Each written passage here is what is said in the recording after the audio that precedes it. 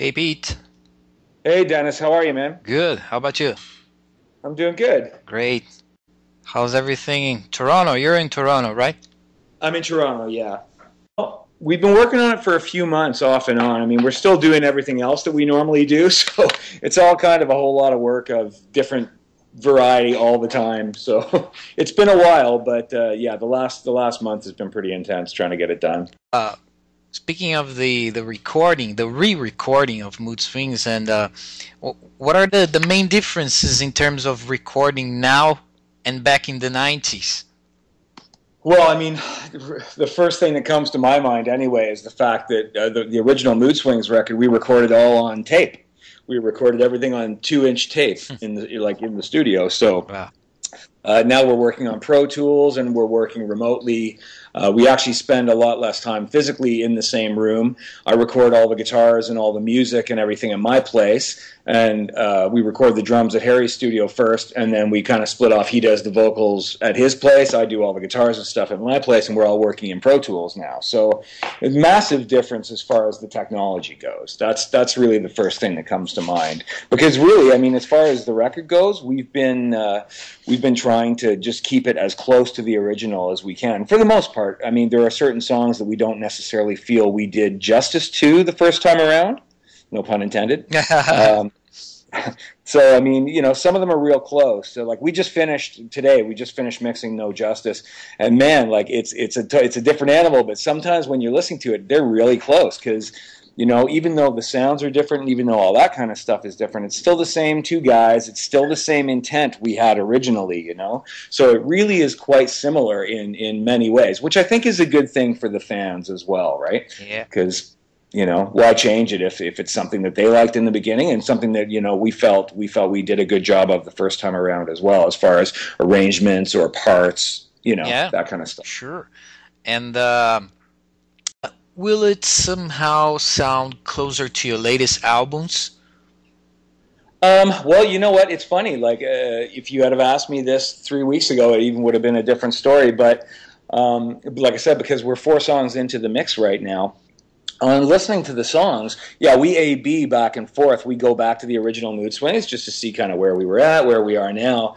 And in our humble opinion, I mean, I think we've done a far better job technically, sonically, all that sort of stuff. It's come together in a very different way. Creighton played drums on it, so it has a bit of a different sound that way. I played bass on it, so it is that in that way, it's much more of the recent Harem Scarem kind of sound.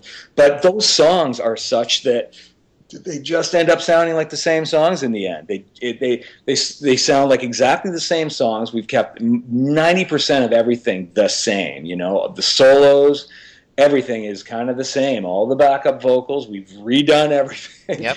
It was crazy, actually. We'd listen to parts and go, yeah, you know what, we could change that, or no, you know what, let's just keep it the same. Just redo it. Do a modern, new version of it. So Okay. that was kind of our goal, and I think we've totally achieved it. Well, Mood Swings is one of my favorite Harem Scarem albums, and I'm sure many people's favorite, along with Weight of the World. Do you think these two albums have something or a lot in common? Well, I mean, I think Harem Scarem is pretty schizophrenic. You know what I mean? Like we've been down a lot of different roads as far as we've never been afraid to just do what we wanted to do musically, but that definitely separated a lot of our records and made it so if you're really a hardcore fan of this particular style of rock, then you're going to like these records. And if you're a fan of the little more modern style and lighter, you're going to like these ones. Oh, but if you're like the modern stuff and the darker version, then you're going to like Yeah. these ones. Yes. So I agree 100%. I do think that those two records probably have the most in common out of any two of our records. So yeah, that makes sense to me. And that those two definitely seem to be favorites of people. Okay, I know you must have answered this zillion times, but the Not for a long time, so it's okay. okay. So these albums they sound very different. I mean, while Mood Swings is a lot heavier and a little, I don't know, not darker, but it's heavier, definitely. But the first one sounds very light, hard rock and melodic rock.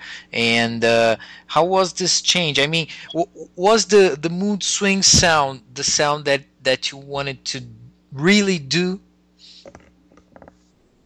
Yeah, I mean, definitely mood swings out of both of those records. You know, it's one of the, we got signed at a fairly young age anyway to be on Warner at the time. I mean, we were like 20 years old when we got signed. We made our own record basically the first time. We co-produced it with an experienced producer. Yep.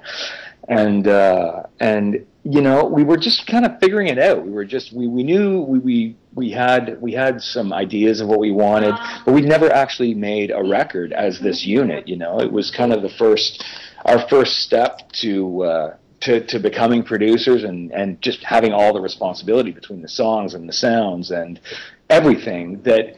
You know, I think we did about as good of a job as we could on the first one. I think Mood Swings, in my humble opinion, is far superior in its intent. I mean, our influences changed between the first and second record. I personally got into like a bit of heavier music, a bit more of the Alice in Chains, and that kind of stuff started coming into my guitar playing. And you know, I wanted to be more aggressive instead of just. We didn't want to be an AOR band or a straight up AOR band. Yep. You know what I mean? Yep.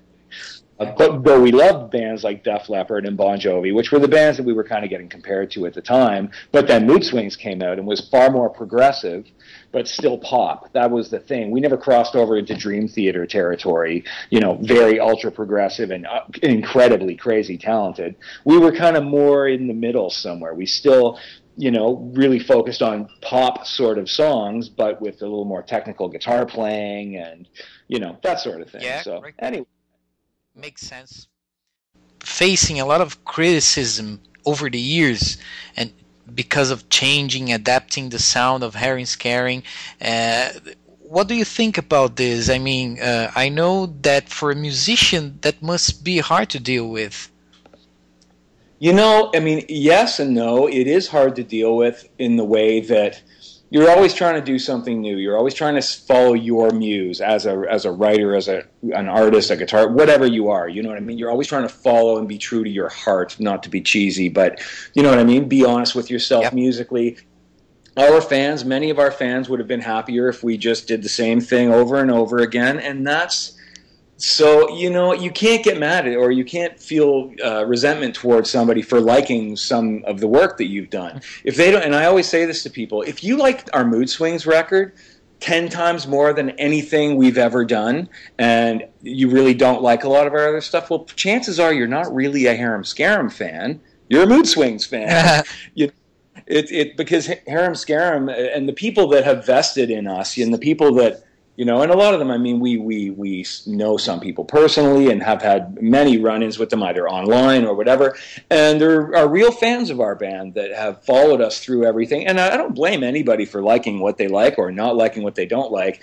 And frankly, in the end, for me, it really comes down to the fact that, well, I've never let that change the way I want to operate or the way that we want to write songs, me and Harry, or, you know, we just kind of do our own thing. You know, we follow our own muse. So you just got to let that stuff go, because you can't be mad at people for not digging what you're digging. You know what I mean? Yeah, so. Sure.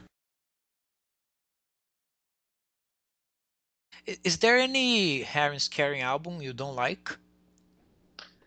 You know, man, it's one of those things, right? We've made so many albums now. I think we have 12 studio albums. So there are songs on almost every Harem Scarem record that probably are my favorites after time, you know. I don't ever think we put out a piece of shit, you know what I mean? We really have always prided ourselves on our songwriting. If it's a stylistic thing, some people like some records, some people don't like other records, whatever, you know, like that's one thing. But Yep. As far as we're concerned anyway, I think we stand behind anything we've done. Yep. What is a song that, or a couple of songs you're really proud of?